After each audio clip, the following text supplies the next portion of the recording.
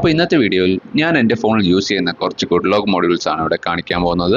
അപ്പോൾ good lock module എന്താണെന്ന് അറിയാത്തവർക്ക് വേണ്ടി, ഗുഡ് ലോക്ക് പറയുന്നത് സാംസങ്ങിൻ്റെ തന്നെ ഒരു ആപ്ലിക്കേഷൻ ആണ്. ആൻഡ് ഇത് യൂസ് ചെയ്ത് നമുക്ക് നമ്മുടെ സാംസങ് ഫോണിനെ നമുക്ക് ഇഷ്ടമുള്ള പോലെ കസ്റ്റമൈസ് ചെയ്യാൻ സാധിക്കും. അപ്പോൾ ഞാൻ യൂസ് ചെയ്യുന്ന കുറച്ച് ഗുഡ് ലോക്ക് മോഡ്യൂൾസ് ഏതൊക്കെയാണെന്ന് ഈ വീഡിയോയിലൂടെ കാണിക്കാം.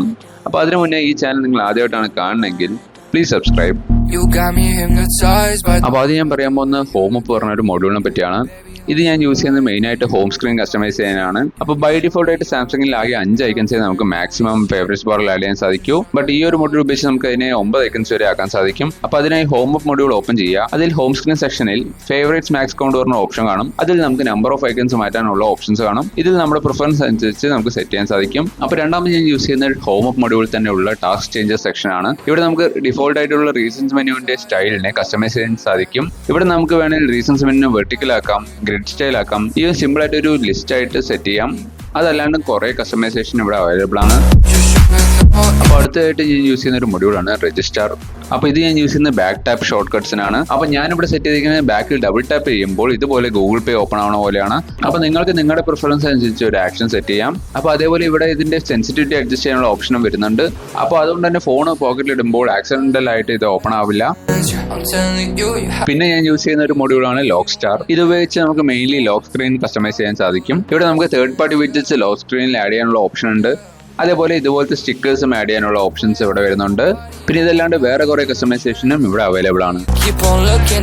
അതേപോലെ മറ്റൊരു ലോക്ക് സ്ക്രീൻ കസ്റ്റമൈസേഷന് യൂസ് ചെയ്യാൻ പറ്റിയ ഒരു മൊഡ്യൂളാണ് ക്ലോക്ക് ഫേസ്. അപ്പോൾ ഇത് വെച്ച് നമുക്ക് നമ്മുടെ ഫോണിലെ ഡിഫോൾട്ട് ക്ലോക്ക് സ്റ്റൈലിനെ മാറ്റി ഇതുപോലെ സെറ്റ് ചെയ്യാൻ സാധിക്കും. അപ്പോൾ വാട്സാപ്പിൽ ആരെങ്കിലും പെട്ടെന്ന് മെസ്സേജ് ഡിലീറ്റ് ചെയ്താൽ അത് പലപ്പോഴും എന്താണെന്ന് നമുക്ക് അറിയാൻ സാധിക്കില്ല. അപ്പോൾ ഈ ഒരു മൊഡ്യൂൾ ഉപയോഗിച്ച് നമുക്കത് അറിയാൻ സാധിക്കും. അപ്പോൾ ഈ ഒരു മൊഡ്യൂൾ വെച്ച് നമുക്ക് നോട്ടിഫിക്കേഷൻ ഹിസ്റ്ററി നമ്മുടെ ലോക്ക് സ്ക്രീനിൽ സെറ്റ് ചെയ്യാൻ സാധിക്കും. അപ്പോൾ കുറച്ച് പേരും ചോദിക്കും, ബ്രോ അതിന്റെ ആവശ്യമുണ്ടോ, നോട്ടിഫിക്കേഷൻ ഹിസ്റ്ററി ഓൺ ചെയ്താൽ പോരെ എന്ന്. ബട്ട് ഇതിന്റെ ഡിഫറൻസ് എന്താ വെച്ചാൽ നമുക്കിവിടെ ഏതൊക്കെ ആപ്പ് വേണമെന്ന് നമുക്ക് ഫിൽട്ടർ ചെയ്യാനുള്ള ഓപ്ഷൻ ഉണ്ട്. അതേപോലെ ടൈം പീരീഡ് നമുക്ക് സെറ്റ് ചെയ്യാൻ സാധിക്കും. അപ്പോൾ ഈ മൊഡ്യൂളിന്റെ പേരാണ് നോട്ടി സ്റ്റാർ. അപ്പോൾ അടുത്തതായി ഞാൻ യൂസ് ചെയ്യുന്ന ഒരു മൊഡ്യൂളാണ് വണ്ടർലാൻഡ്.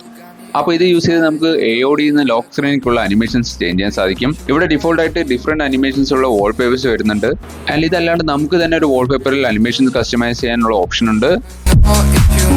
അപ്പോൾ നിങ്ങളുടെ ഫോണിൽ ക്വിക്ക് സെറ്റിംഗ്സിന്റെ തീം ബോറിംഗ് ആയി തോന്നുകയാണെങ്കിൽ നിങ്ങൾക്ക് ഈ ഒരു മൊഡ്യൂൾ യൂസ് ചെയ്യാം. അപ്പോൾ ഈ മൊഡ്യൂളിന്റെ പേരാണ് ക്വിക്ക് സ്റ്റാർ. ഇവിടെ നമുക്ക് ഇതുപോലെ തീംസ് അവൈലബിൾ ആണ്. അതല്ലാണ്ട് നമുക്ക് തന്നെ മാനുവലി കസ്റ്റമൈസ് ചെയ്യാനുള്ള ഒരു ഓപ്ഷനും ഇവിടെ കൊടുത്തിട്ടുണ്ട്.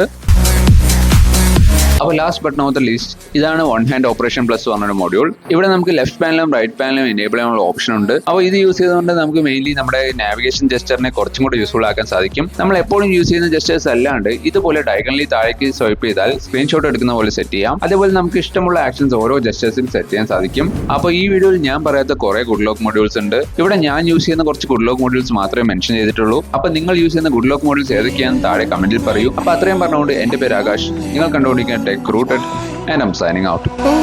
Am I the only one?